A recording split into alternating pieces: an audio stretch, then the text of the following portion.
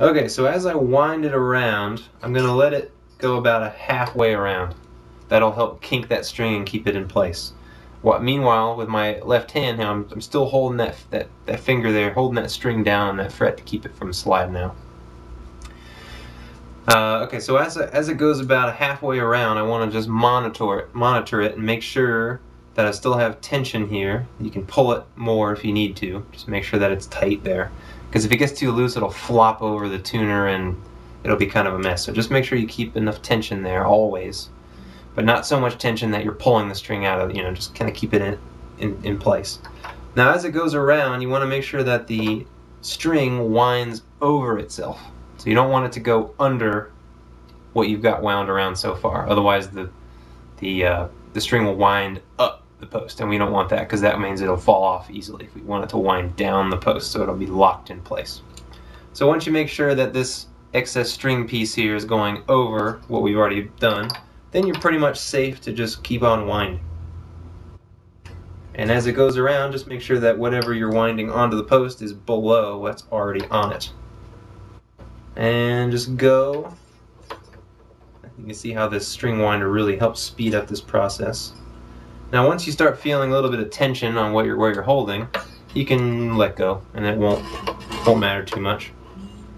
Now I like to continually hit the string as I wind up until I start getting a little bit of tension. It starts holding some kind of pitch. You don't want to wind it up too far to begin with. Just get it to where it has just a little bit of a pitch there. Now, this is another step that you don't have to do, but if you know you're about to play your guitar, then you're going to want to do this because it's going to keep your guitar from slipping out of tune. It's going to help you be ready more quickly. So what I'm about to do is just stretch the strings, just kind of get them prepared. So with a little bit of tension on that string, I'm going to use my thumb and hold that string down on the first fret. That way I won't accidentally pull it out of the nut slot that we had it in. I'm just going to keep it in place. Then with my other hand, I'm going to grab the string and use my thumb to push down on the fretboard as I move along, and I'm just sort of lightly tugging that string up and down, and I'm just sort of lightly stretching it out. This speeds up the process once the guitar is tuned to pitch. It'll hold pitch a lot more quickly. Otherwise, it might take a day for those strings to stretch to the point where they'll hold pitch. All right, so now you can hear it's a lot looser because I stretched it. So now I'm going to tighten it some more, get it to where it has a little bit of a pitch again. Then I'm going to stretch it one more time. I like to stretch each one 2 times. I learned this from when I used to work at a music store, because we would have to string up guitars and put them on the shelf or on the rack, and we wanted to make sure that people who went over and grabbed them, they were in tune. If we just strung them up, they wouldn't be. And then I found that it's pretty useful just anyway. Alright, so now I got the string on and it's stretched, and that's pretty much all I have to do at this point.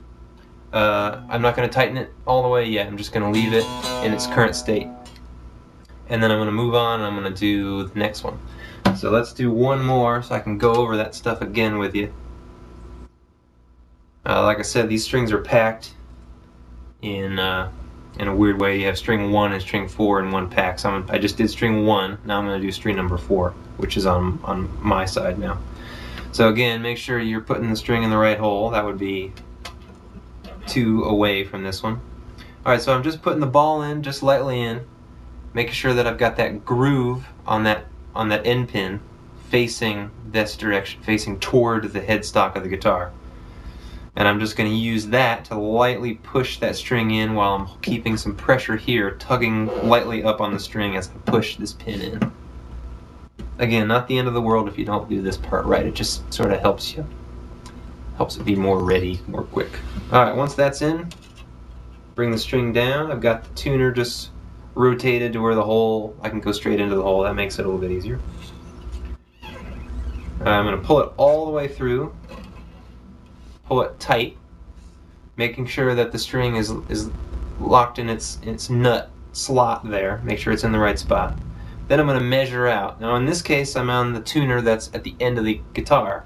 So depending on your guitar headstock on this Martin, it's about the about the same distance as the next tuner would be if there were one.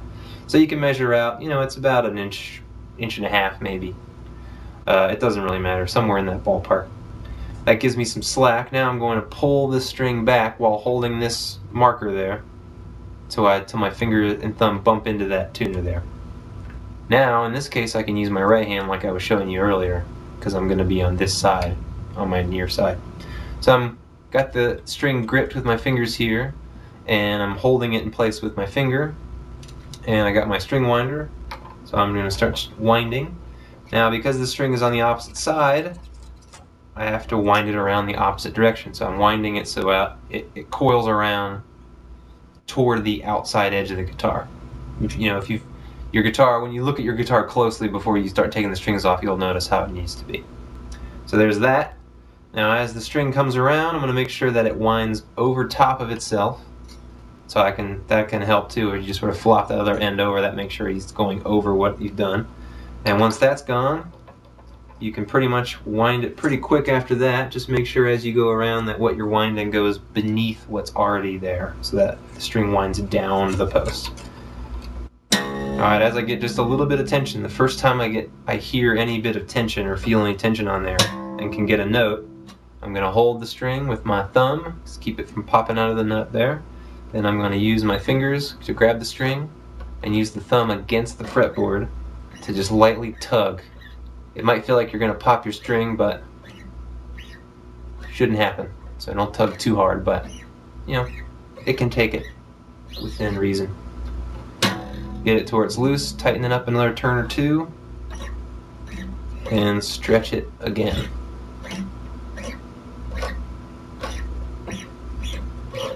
Alright, so that string's done. Again, I'm not going to tighten it up yet, I'm just going to leave it in its current state. Alright, I'm going to put the rest of them on and then we'll finish it up in a sec. Alright, so I got all my strings on there. I still haven't tuned it up, but they've all got a little bit of tension on them. And this is where the string cutters come into play again. Some people just like to leave theirs hanging. Some people coil them around and make them into these little designs. And that's all well and good. Some people like that. Some people even wind the whole string onto the post. You know, I don't like to do that. So what I like to do is clip them off, because otherwise they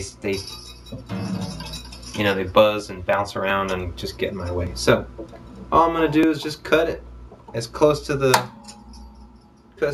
post as I can, making sure that you don't bump into the wood or mess up your guitar, and don't cut any of the parts of the string you don't want to cut. So just obviously cut the string that's hanging off and not the other part of it. That's pretty simple. Alright, once you got them all trimmed and nice and neat, you can get out your tuner, your favorite tuning method, and start tuning it up. The way I like to do this right after I've changed the strings, this particular tuner is nice because it has gives you a sound. So I get the A, and that'll give me